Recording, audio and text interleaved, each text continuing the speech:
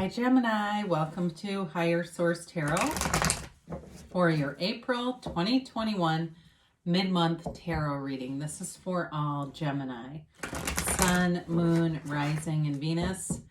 If you are new to the channel, welcome to you. I post new readings every Friday, then again on Monday or Tuesday. So if a reading doesn't resonate, you can always check back again in a couple of days and watch a new reading.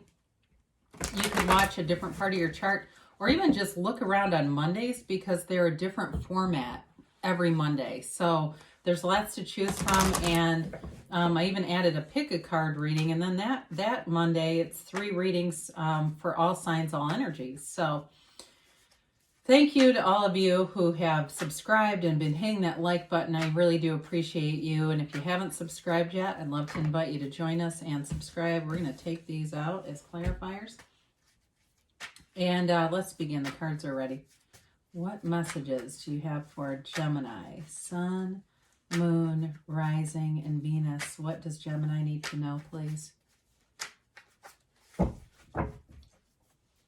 So we will begin here with the tarot. We'll go and do the angel answers, and then we'll also have a message from Louise Hay. All right, you begin here. Interesting. Your current situation is the 7 of Swords. The immediate influence is the Magician. You've got the Queen of Pentacles in your destiny. The 7 of Cups is in the distant past. This 10 of Swords in the more recent past.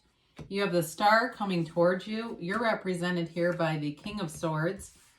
You've got the 3 of Pentacles as the person or situation that you're dealing with.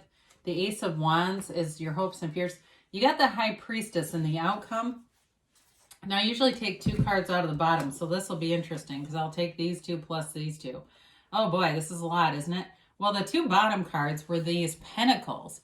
So I feel like they're trying to tell you to take some action here because the High Priestess in the outcome is very passive energy, tons of potential though. So there's money here for some of you. There's definitely, in terms of overall, if there was an ending to something like a job, there's going to be a new beginning here. And it's going to be a much better fit. Now, in terms of love, you do have an offer here. There's healing here. There's a long-term commitment here. But it feels like, too, it's all about getting yourself out there. If you've been, I was going to say a hermit, even though I do like the card of the hermit. If you have not been socializing or interacting with people much, you've got to put yourself out there again, Gemini, because there's somebody here and it could be a great relationship, but it feels like you haven't really been available. And I understand most people would say, well, of course not. I've been in a pandemic. I'm not out and about very much. So with this, I think this is almost a hilarious combination because please, the 7 of Swords is this sneaky, insecure energy, right? It's just somebody who hasn't thought things through. They do things and they're going to get caught. There's no doubt about it. With the energy of the Magician will not be fooled. I mean, the Magician sees right through things. It's different than stage magic that creates illusion. This energy cuts through illusion. So you may expose somebody who has done something crappy at work. You may be part of something that you catch somebody doing something they should not be doing. But I don't feel like it does much to you. It doesn't really lower your vibration a lot here because you've got some high vibrational, mature energy around you. But I do feel like you've got a lot of power. You have more power than maybe you realize. And so with the Magician, it's all about law of attraction energy. It's knowing the truth, but also your desires. And seeing your desires very clearly. The Magician brings heaven to earth. All the flowers at his feet are the flowers cultivated or the manifestations cultivated in the garden of the mind. So for you, if it's money that you're trying to bring in, you're definitely bringing in money. And so if there's been something at work that you just can't stand, I do feel like you're going to be moving past it. And you've definitely got, I hate to use this phrase, but the upper hand. You do. You're guided here. You're divinely guided. It's transformational energy. So there's a big change here. So if there's been something nagging you, somebody you really do not like around you, there's going to be an exit plan for them. You might not care what the end of their journey is, but I do feel like you're going to part ways sooner than later. And so your destiny here, you've got the Queen of Pentacles, and it's a beautiful energy. It's being proud of your achievements. So you put in the work, but you're also getting the reward. You know, this isn't just working for nothing. And as we look at this too, I mean, there's lots of different cards here that we could hold up, but you've definitely got nice aspects for money for sure with the wealth card. And we didn't talk that much about these, but the Seven of Pentacles is also cultivating that garden of the mind. And so you wonder what's next. Where are my manifestations? Well, here they're coming. Here's the money right here. And so you've got a destiny that shows a lot of wealth, prosperity, and abundance. And so because it's such a loving energy too, it may be too abundance in terms of friends, socializing, having people who just want to be with you. They want to, get together for different things. It's a kind energy though, and it does definitely attract. It also too is being connected to your community. So not only those social opportunities, but there may be something else through your business, what you do for a living that helps other people. And that's just a natural part of who you are. You use your gifts and it helps other people in the process. So it's really a nice card to have there. You have a lot of yellow too as I look at this, and those are gifts from the universe. So in the distant past, you may have been disillusioned here by something. And it's like the spirit telling you to take off your rose-colored glasses. And it might have been one of those deals where you knew it was going to happen, but you kept denying it, right? You got the little pebble and you went, that seems weird. No, that can't be.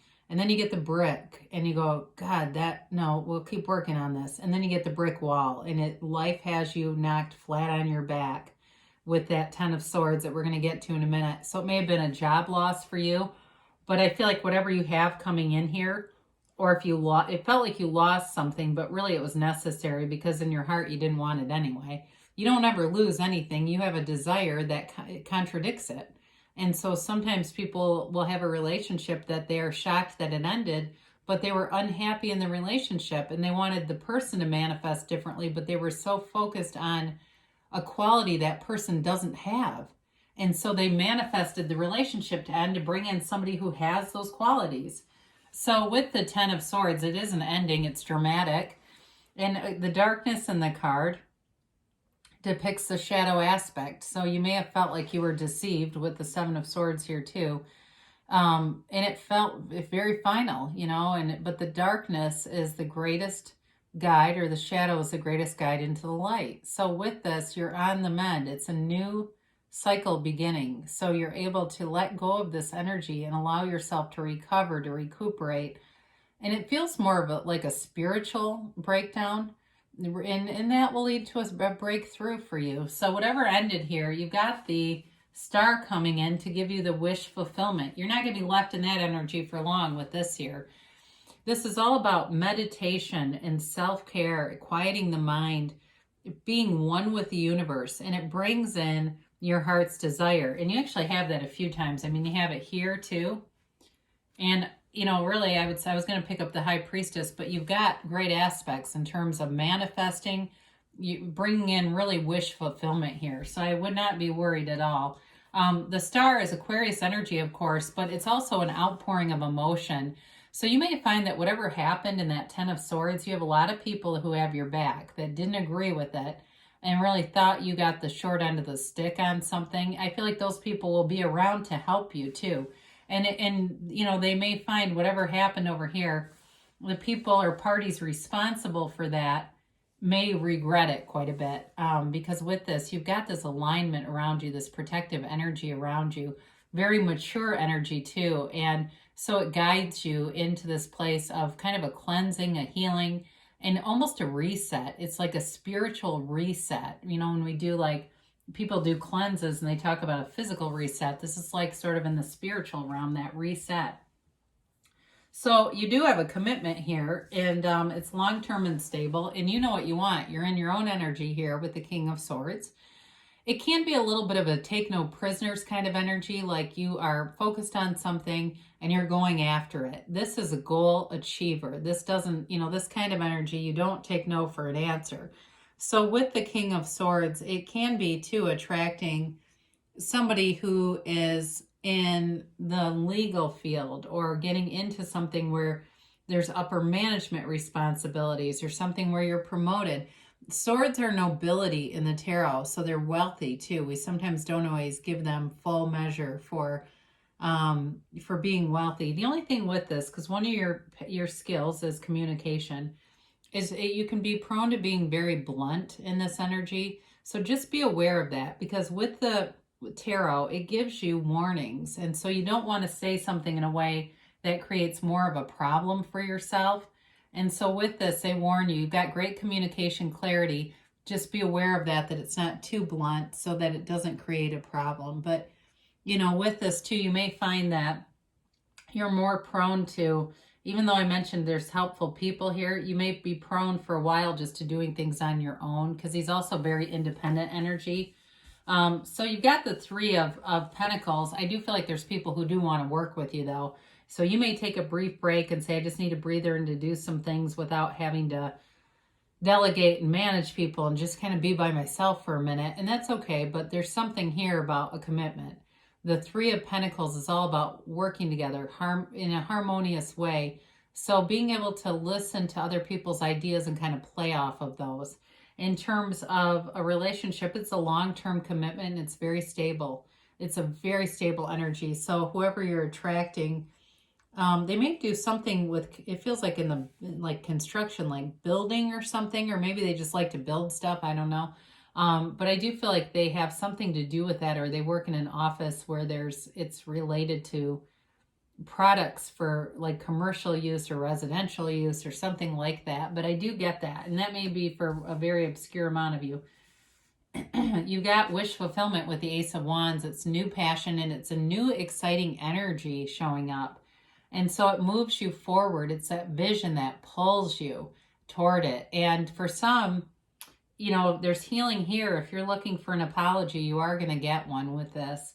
But I don't think, whatever they did to you in that Ten of Swords, I think you'll leave well enough alone. I think you'll accept the apology and that'll be that. I just don't see it as some big reunion. It feels more like they owed you this. They did it. Fine. Let's move on. Let's just keep moving forward with this. And it's like a new breath of fresh air anyway. And so you don't want to go back to the old when you're in this kind of energy. So it's interesting that the High Priestess is here, not too far from the Star. I like to point this out. The High Priestess, the robe of the High Priestess, high vibrational, wavy energy, forms the soul. Okay, it forms the pool of consciousness that the Star rests her foot on for balance. So where the Star is all about bringing that non-physical energy into the earthly plane, so it's accessing your divine powers as a divine being. This is the card of deep intuition, following your intuition, but actually listening to it, okay? Because you can, like I said, get those intuitive hits, ignore them until you're flat on your back and you go, oh shit, I knew this was going to happen. She doesn't say that though. It is about being true to yourself too. It's a passive energy. There's great potential here. So for some of you, it's all about just quieting yourself down, taking care of yourself for a while, allowing yourself to get a vision, then taking that action. She holds the book of Torah in her lap. Those are the laws of the universe, or the laws of life. So it's very important for you in terms of seeing your own powers of manifestation, seeing that you do have power over your own life. You are the cause of everything in your life, and everything that you see around you is the effect of your energy field. You don't get anything that you don't believe in. So on some level, everything that we attract is something we believe will happen. So with the High Priestess, it's really a card of deep spirituality, knowing, and then allowing it to be so. So there's no second guessing there. I mean, the High Priestess is not of the ego level. It's not trying to force manifest or manipulate other people into doing what we want them to do. She knows that her desires can be hers. So let's see what the angels have to say here for Gemini. And a timeline here for Gemini.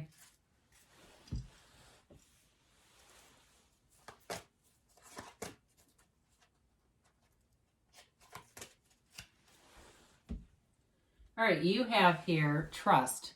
Trust that the universe is a deliberate co-creator with you. The universe is not just acting wildly on your behalf, it's listening and matching your vibration. So know that everything is within your own personal power, anything that you want. No need to worry. So there's nothing to worry about. Whatever has been in the past that was so painful, you're moving forward. And even though the King of Swords can be a little harsh, he's also not living in his wounds. The King of Swords moves forward regardless of the past and kind of just lets it be bygones. It doesn't emotionally affect him either. So they're also telling you that whatever emotional things happened over here, you're moving forward. Communicate clearly. So the universe always hears your heart. And so when we have a brain that takes the day shift and a heart that works the night, we are going to get a wild mix of things. So it's all about having that brain heart coherence, really feeling it. Your feelings are the secret here, Gemini. They say in a year from now. So things are moving forward. The High Priestess is a little slower moving energy, but it is a deep knowing. And so for some of you, it may seem like this is a long time, but it's not really. Once things start to manifest, it's amazing the things that will happen because you've got a yes. So Louise Hay, a message from Spirit. I choose peace. Life does not want you to suffer. You struggle because you let life love you only so much. Where there is drama in your life, let grace in. All right? So we let go of the hurt and the wounds and we move into grace. I love you, Gemini, and I'll be back again soon.